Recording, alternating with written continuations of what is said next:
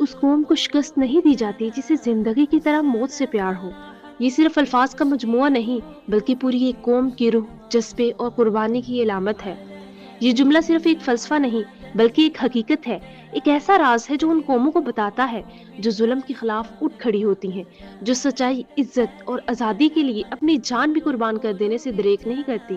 دنیا کی تاریخ گواہ ہے کہ جب بھی کسی قوم نے موت کو زندگی پر ترجیح دی، جب انہوں نے عزت کی موت کو ذلت کی زندگی پر فوقیت دی، تو وہ قوم کبھی زیر نہیں ہوئی۔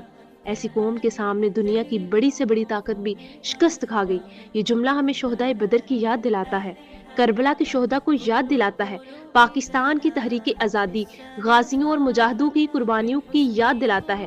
وہ لوگ جنہوں نے اپنی جان، اپنا سکون، اپنی خوشی صرف اس لیے قربان کر دی کہ ان کی نسلیں آزاد، باعزت اور باوقار زندگی گزارے۔ جو قوم موت سے نہیں ڈرتی، جو اپنی جان اللہ کے دین اور اپنی قوم کے لیے قربان کرنا سعادت سمجھتی ہے، ان کو کون شکست دے سکتا ہے؟ ایسی قوم کے پاس خوف کی زنجیریں نہیں ہوتی بلکہ ان کے ہاتھوں میں یقین، ایمان اور قربانی کی تلوار ہوتی ہے۔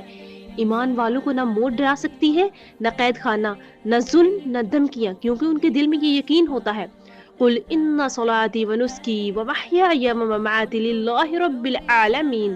یقیناً میری نماز، میری قربانی، میری زندگی اور میری موت سب اللہ رب العالمین کے لیے ہے۔